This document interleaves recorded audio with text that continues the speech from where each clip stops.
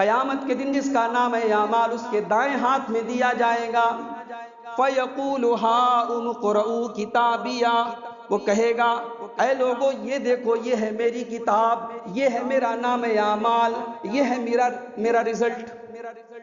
انی ظننت انی ملاق حسابیہ، مجھے یقین تھا مجھے یہی حساب ملے گا. نحمده ونستعینه ونستغفره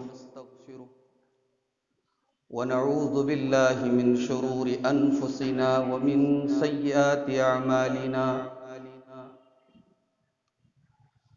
من يهده الله فلا مضل له ومن يضلل فلا هادي له واشهد ان لا اله الا الله وحده لا شريك له واشهد ان محمدا عبده ورسوله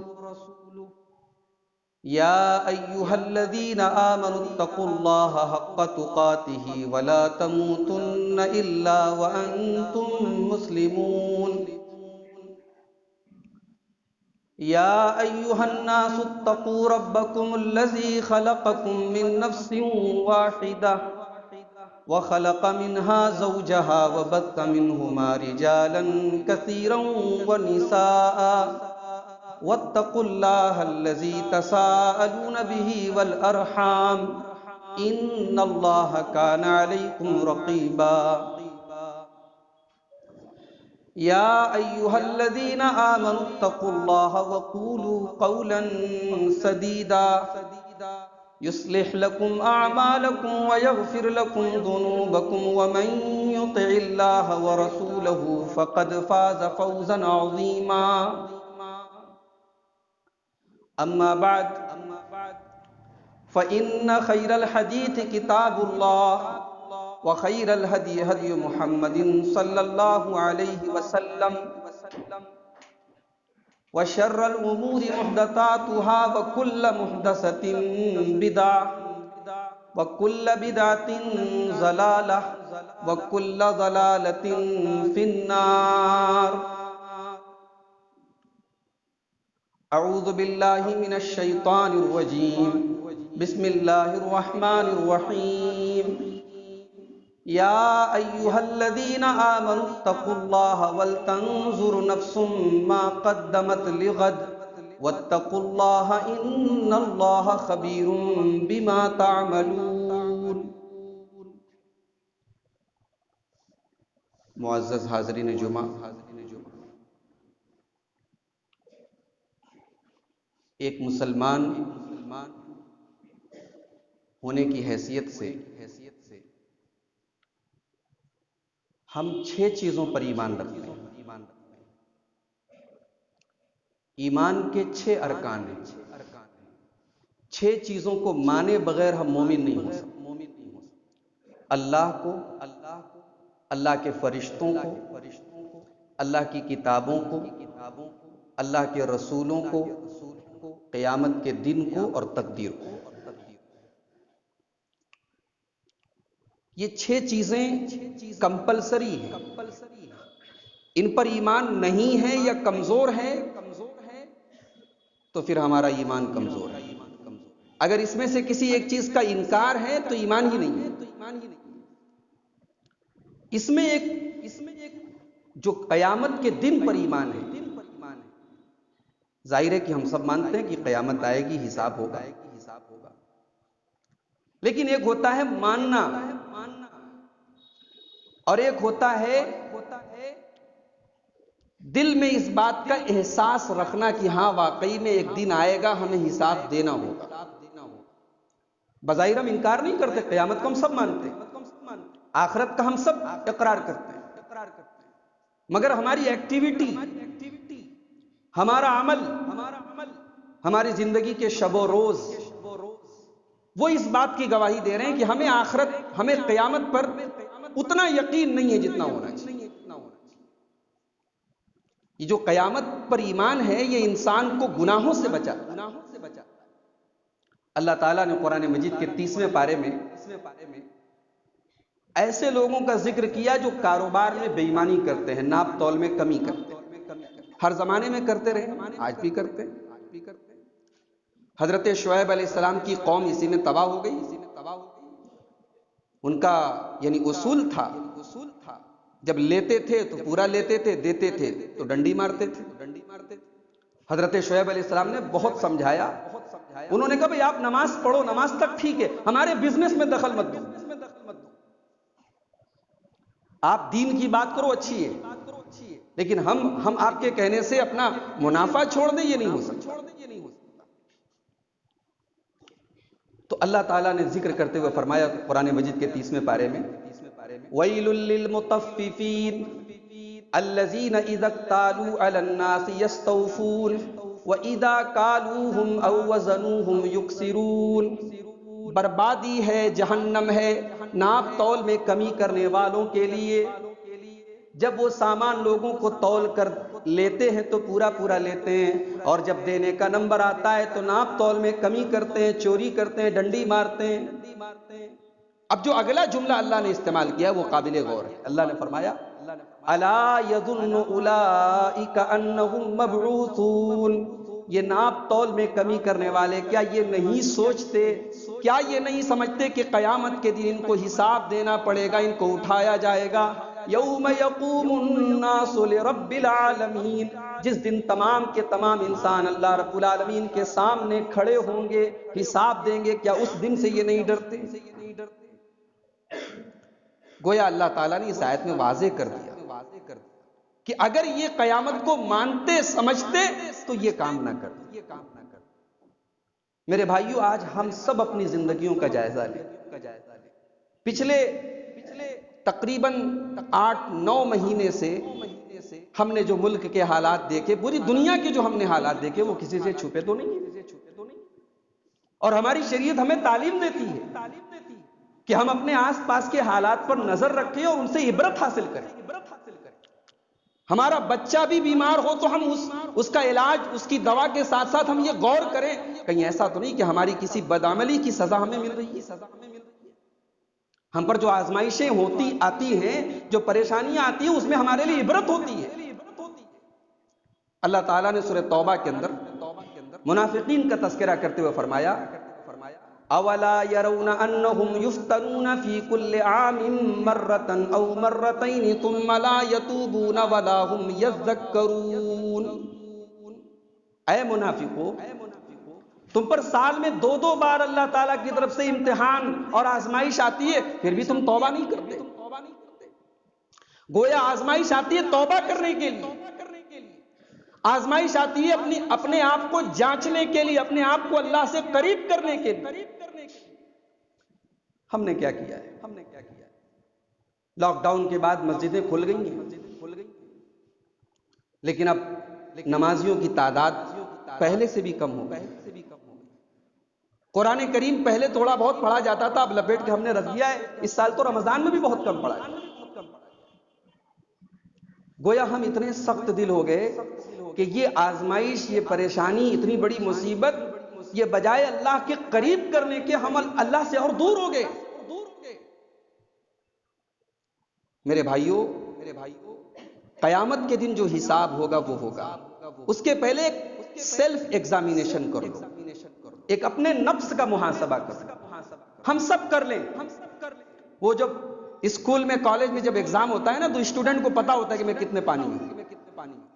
اس نے اگر تیاری کی ہے، محنت کی ہے، تو اسے یقین ہوتا ہے کہ میں فرسٹ ڈویژن سے پاس ہو جاؤں، میری کامیابی میں کوئی داغ نہیں ہے. اور جو سال بھر بیٹھا رہتا ہے، اسے پتا ہوتا ہے کہ یار اب کچھ چیٹنگ ووٹنگ کا کوئی جگاڑ ہو جائے، کچھ جو ہے ادھر ادھر سے کچھ کام چل جائے، ورنہ میں تو فیل ہو جاؤں. اسٹوڈنٹ کو تو پتا ہوتا ہے. اسی لیے آپ دیکھیں کہ اللہ تعالیٰ نے قیامت کے دن کا نقشہ کھینچتے ہوئے فرمایا فَأَمَّا مَنْ أُوتِيَ كِتَابَهُ بِيَمِينِهِ. قیامت کے دن جس کا نام ہے اعمال اس کے دائیں ہاتھ میں دیا جائے گا. فَيَقُولُ هَاؤُمُ اقْرَءُوا كِتَابِيَهْ. وہ کہے گا اے لوگو یہ دیکھو، یہ ہے میری کتاب، یہ ہے میرا نام اعمال، یہ ہے میرا رزلٹ. انی ظننت انی ملاق حسابیہ. مجھے یقین تھا مجھے یہی حساب ملے گا. اسے یقین تھا کیونکہ اس نے عمل کیا تھا، اس نے محنت کی تھی. اللہ تعالیٰ کے یہاں جو جنت ملے گی، اللہ کی مغفرت ملے گی، وہ ہمارے چہرے دیکھ کے نہیں ملے گی ہم بڑے ہینڈسم ہیں تو چلو اللہ تعالیٰ جنت میں داخل کرتے، ہمارے اعمال دیکھے جائیں گے۔ تو یہ جو مصیبتیں اور پریشانیاں ہیں، یہ ہمیں دعوت دے رہی کہ ہم اپنے نفس کا محاسبہ کریں، اپنے آپ کو جانچیں کہ ہم کتنے پانی میں ہیں، نماز کے تعلق سے ہمارا رویہ کیا ہے، قرآن کے تعلق سے ہمارا رویہ کیا ہے، اللہ کے تعلق سے ہمارا رویہ کیا ہے، ہم اپنے نفس کا محاسبہ کریں۔ حضرت ابو بکر صدیق کو دیکھو، کون ہے یہ؟ افضل هذه الامہ، اس امت میں سب سے افضل انسان ہے۔ کون ہے ابو بکر؟ اللہ کے نبی اپنی مجلس میں بیٹھے ہیں، صبح کا وقت ہے، اللہ کے نبی کہتے ہیں من اصبح منکم اليوم صائما، اے میرے صحابہ تم میں سے کوئی آج روزہ ہے؟ ابو بکر صدیق کا ہاتھ اٹھا، یا رسول اللہ میں روزہ ہوں۔ پھر آپ نے پوچھا من اصبح منکم اطعم المسکین، تم میں سے کسی نے آج کسی مسکین کو کھانا کھلایا ہے؟ ابو بکر صدیق کا ہاتھ پھر اٹھا، یا رسول اللہ میں نے کھلایا۔ پھر نبی نے پوچھا من عاد منکم اليوم مریضا، آج کسی مریض کی، کسی بیمار کی بیمار پرسی کی ہے، عیادت کی ہے؟ ابو بکر صدیق کا ہاتھ اٹھا، یا رسول اللہ میں نے کی ہے۔ اللہ کے نبی نے فرمایا کہ یہ نیکیاں، یہ بڑی بڑی نیکیاں ہیں، یہ جس آدمی کے اندر جمع ہو جائیں وہ جنت میں جائے۔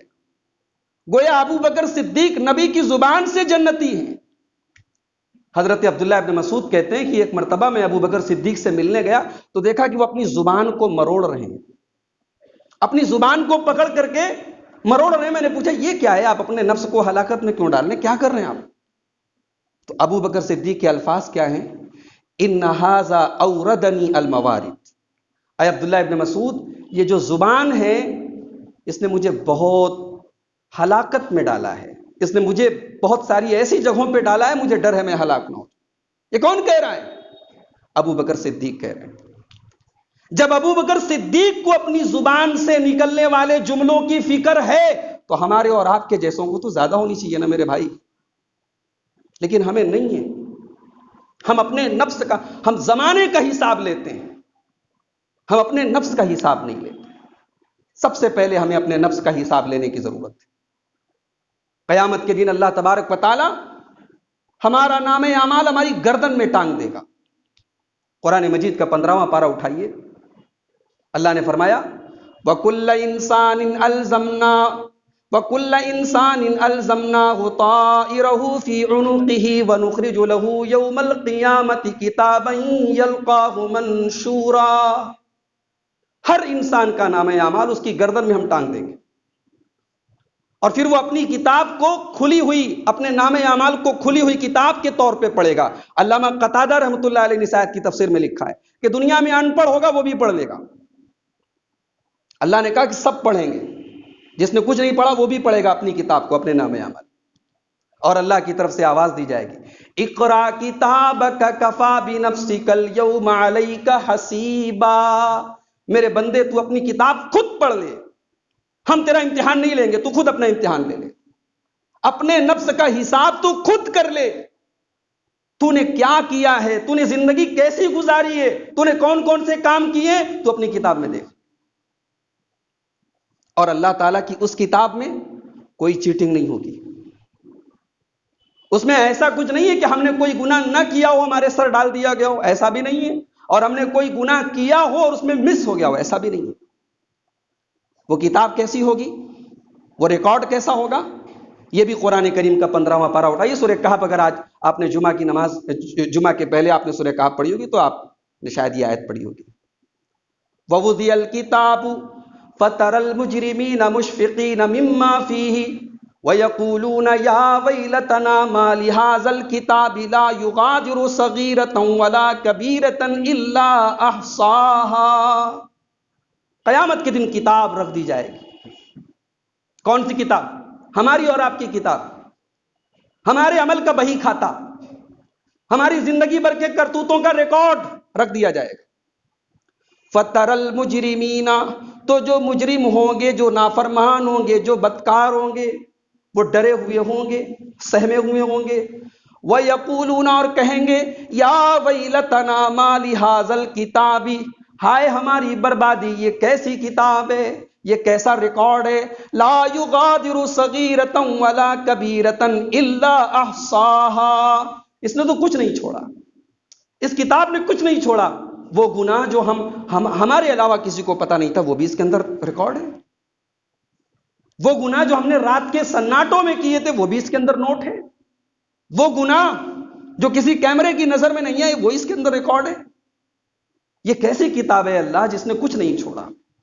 وَوَجَدُوا مَا عَمِلُوا حَاضِرًا وَلَا يَظْلِمُ رَبُّكَ أَحَدًا، جو بھی عمل آپ نے کیا ہوگا وہ اس ریکارڈ کے اندر موجود ہوگا، اور آپ کا رب کسی پر ظلم نہیں کرے گا۔ دنیا کے جو ترازو ہوتے ہیں، اعلیٰ سے اعلیٰ، بہترین سے بہترین جو ترازو ہوتا ہے، اس کے بارے میں بھی ہم یہ گارنٹی تو نہیں دے سکتے کہ اس میں ذرہ برابر کوئی فرق نہیں آئے گا۔ بھئی ہے تو انسان کا بنایا وہ مینول ہے، یا مشین بھی ہے تو گڑبڑ ہو سکتی ہے، لیکن اللہ تعالیٰ کے جو اسکیل ہوگا، جو ترازو ہوگا، وہ کیسا ہوگا؟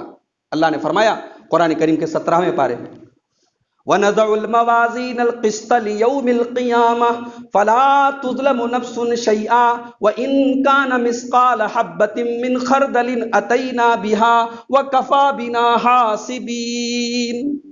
قیامت کے دن جو ہم ترازو رکھیں گے، اس ترازو میں کسی پر کوئی ظلم نہیں ہوگا، ایک رائی کے دانے کے برابر بھی اگر کسی کا کوئی عمل ہوگا وہ اس ترازو پر نظر آئے گا۔ تو میرے بھائیوں، اس دن کی ہم تیاری کریں۔ حضرت عمر فاروق کہا کرتے تھے، حاسبو قبل ان تحاسبو، اس سے پہلے کہ تمہارا حساب لیا جائے تم خود اپنا حساب لے لو۔ وزنوها قبل ان توزنوا، تمہاری نیکیاں اللہ کے ترازو پر تولی جائیں اس کے پہلے خود تول لو۔ وَتَأَحَّبُوا لِلْعَرْضِ الْأَكْبَرِ عِنْدَ رَبِّكُمْ، دنیا میں ہم کسی بڑے آدمی کی دعوت میں جاتے کتنا سج دھج کے جاتے ہیں، کسی بڑے کے سامنے حاضری ہوتی ہے ہم تیاری کر کے جاتے ہیں۔ حضرت عمر نے کہا کہ اپنے رب کے پاس تمہاری پیشی ہونے والی ہے، اس پیشی کے لیے تیار ہو جاؤ۔ اللہ اکبر۔ ہمارے سلف صالحین اپنے نفس کا حساب تو لیتے ہی تھے، اپنے نفس کو توڑنے کے لیے وہ اپنے نفس کے لیے پینالٹی تجویز کرتے تھے، سزا تجویز کرتے تھے۔ حضرت عبداللہ ابن وہب بہت بڑے تبع تابعین میں سے، بہت بڑے اللہ کے نیک بندے ہیں۔ انہوں نے طے کیا کہ میں جب بھی کسی کی غیبت کروں گا میں روزہ رکھوں گا، جب بھی غیبت کروں گا روزہ رکھوں گا۔ کہتے ہیں کہ غیبت کرتا تھا، روزہ رکھتا تھا۔ اب میرا جو نفس ہے وہ روزہ رکھنے کا عادی ہو گیا، اب روزہ میرے لیے کوئی بھاری نہیں پڑتا تھا۔ اب جب روزہ رکھنے میں مجھے کوئی پریشانی نہیں تو غیبت کرنے میں بھی کوئی پریشانی نہیں۔ تب انہوں نے اپنے نفس کے لیے دوسری سزا بنائی، انہوں نے کہا کہ اب غیبت کروں گا تو 1 درہم صدقہ کروں گا۔ اب جانتے ہیں نا، ان الانسان وانہ لحب الخیر لشدید، انسان مال کی محبت میں بہت سخت ہے۔ جب درہم خرچ کرنے کی بات آئی تو اب نفس کی جان نکلنے لگی کہ یار 1 غیبت پر 1 درہم صدقہ کرنا پڑے گا، تو بولے وہ پھر عادت چھوٹ گئی۔ آج ہماری مجلسوں میں کیا ہو رہا ہے، ہمارے گھروں میں کیا ہو رہا ہے، ہماری گدیوں پہ کیا ہو رہا ہے؟ ایک دوسرے کی غیبت۔ آج ہمارے یعنی ٹائم پاس ہے ہمارا، ہم فرصت میں بیٹھے تو بس ہمارا مشغلہ یہی ہے، بچوں کا یہی معاملہ ہے، باپ کا یہی معاملہ ہے، اولاد کا یہی معاملہ ہے، ماں باپ کا یہی معاملہ ہے۔ ہم نے کبھی اپنے بچوں پر اس بارے میں بھی سختی کی کہ نہیں غیبت مت کرنا؟ سعودی عرب کا ایک ڈاکٹر ہے، ڈاکٹر خالد الجبیر، بہت مشہور سرجن ہے وہاں کے۔ انہوں نے ایک واقعہ انہوں نے بیان کیا، کہا کہ ایک مرتبہ ہاسپٹل میں میرے ایک عورت آئی، اور آتے ہی جب وہ لیٹی ہے بیڈ پر تو بالکل اس کا آخری ٹائم چل رہا تھا، انتقال کا وقت تھا۔ کہتے ہیں کہ انتقال کے بعد اس کے بدن سے عجیب و غریب خوشبو پورے ہاسپٹل میں مجھے محسوس ہو رہی تھی، پورے روم میں، پورے ہاسپٹل میں وہ خوشبو مجھے محسوس ہوئی۔ یہ سچا واقعہ ہے اور اس دور کا واقعہ ہے، کوئی پرانے زمانے کا واقعہ نہیں۔ کہتے ہیں میں بہت حیران ہوا، اس کے بچے وغیرہ جب آئے تو میں نے ان سے پوچھا کہ بھئی تمہاری والدہ ایسا کون سا عمل کرتی تھی، انتقال کے بعد ایک انسان کے بدن سے اتنی بہترین خوشبو محسوس ہو رہی ہے تو کوئی تو ایسا نیک عمل ہوگا۔ بچوں نے کہا بھی ہماری والدہ ایک نارمل مسلمان تھی، کوئی ایسا عمل تو ہمیں یاد نہیں ہے۔ ایک بچے نے کہا کہ ہاں ایک چیز تھی میری والدہ کی۔ کہا کیا تھی؟ کہا ہماری والدہ ہماری ایک چیز پر ہمیں بہت سختی کرتی تھی، غیبت مت کرو۔ اگر وہ ہمیں غیبت کرتے ہوئے دیکھ لیتی تھی وہاں سے اڑ جاتی تھی، اور جس کے حق میں ہم غیبت کرتے تھے اس کے لیے مغفرت کی دعائیں کرتی تھی۔ ہماری والدہ اس معاملے میں بہت اسٹرکٹ تھی، وہ غیبت کرنے نہیں دیتی تھی، خود بھی غیبت سے پاک تھی، اپنے بچوں کو غیبت کرنے پر پکڑ کرتی تھی۔ یہ اللہ تعالیٰ کا انعام ہے۔ یہ ایک چیز پر اپنے بچوں اور اپنے گھر والوں پر سختی کرنا اور ان کا محاسبہ کرنا، ان کا حساب لینا، اس کا یہ بدلہ ہے میرے بھائی۔ آج ہمیں اور آپ کو سوچنا چاہیے کہ ہم کیا کر رہے ہیں، ہم اپنے نفس کا محاسبہ کب کریں گے؟ میں نے خطبہ مسنونہ کے بعد جو آیت پڑھی تھی آپ کے سامنے، قرآن مجید کے 28ویں پارے کی آیت تھی، سورہ مجادلہ کی۔ اللہ نے فرمایا یا ایھا الذین آمنوا اتقوا اللہ، اے ایمان والو اللہ سے ڈرو، ولتنظر نفس ما قدمت لغد، اور ہر آدمی اس بات کی چنتا کرے، اس بات کی فکر کرے کہ کل کے لیے اس نے کیا تیار کیا ہے۔ یہ کل کیا ہے؟ یہ کل کیا ہے؟ اللہ نے کل کیوں؟ قیامت کہتا اللہ نے کل کہا اس لیے کہ ہم میں سے کسی کو معلوم نہیں ہے کہ ہم اپنی زندگی کا وہ کل جو موت کے بعد والا کل ہے، وہ ہو سکتا ہے کہ وہ ہم کل ہی دیکھ لیں۔ موت بہت یقینی چیز بھی اور بہت غیر یقینی چیز۔ موت سب کو پتا ہے موت آئے گی، اور کسی کو نہیں پتا کہ کب آئے گی۔ اس کورونا کے دور میں ہم نے کتنی جوان موتیں دیکھی۔ ابھی آج ایک خبر آئی، ممبئی کے ایک بہت جوان عالم دین تھے، 35 سے 40 سال کی عمر تھی، ممبئی کی بڑی مشہور مسجد جامع مومن پورہ کی جو ہاں مسجد ہے بائک اللہ میں، اس مسجد کے امام رہ چکے تھے، وہ حافظ دلشاد محمدی، بالکل نوجوان عالم تھے، اور بیچارے عالم تھے، پھر بعد میں انہوں نے وہاں پہ دکان وغیرہ بھی ممبرا میں کر لی، تجارت بھی کرتے تھے، اللہ نے خوشحال رکھا تھا ان کو۔ انتقال ہو گیا ان کا اچانک، بالکل۔ موتیں ہو رہی ہیں میرے بھائی، ہمارے آس پاس ہو رہی ہیں، ہمارے گھروں میں ہو رہی ہیں، ہم موتیں دیکھ رہے ہیں، پھر بھی ہم عبرت نہیں حاصل کرتے، پھر بھی ہم اپنا انجام نہیں سوچتے۔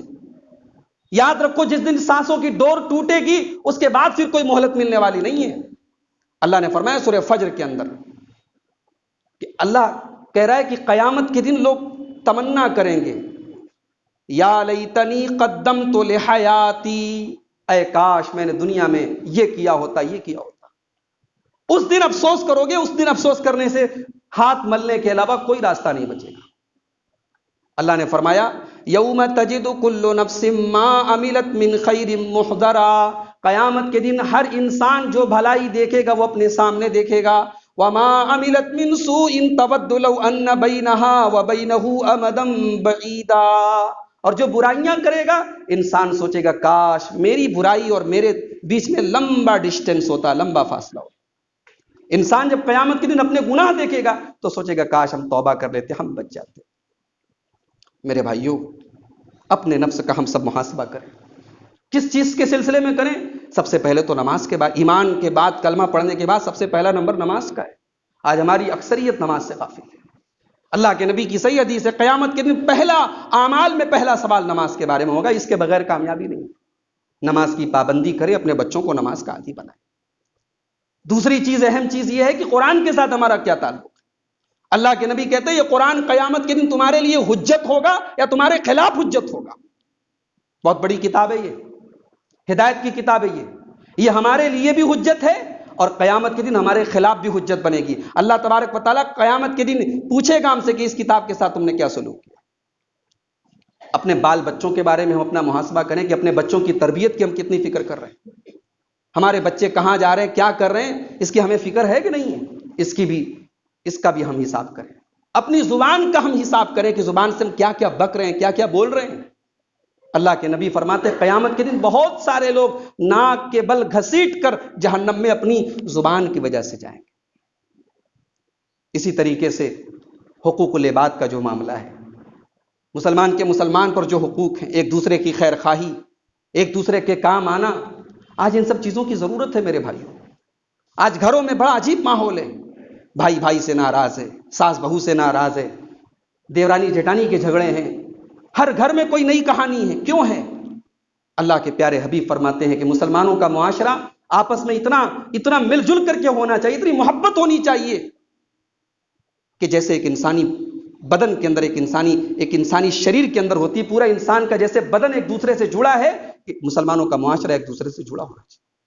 اور ظاہر ہے کہ یہ جو محبت ہے یہ قربانی کے بغیر، یہ ایثار کے بغیر، اگر ہر آدمی سوچے کہ ہمیں کچھ قربان نہ کرنا پڑے اور حالات سدھر ہو جائے، نہیں، قربانی تو دینی پڑے گی، اپنے نفس کی قربانی، اپنے مفاد کی قربانی دینی پڑے گی۔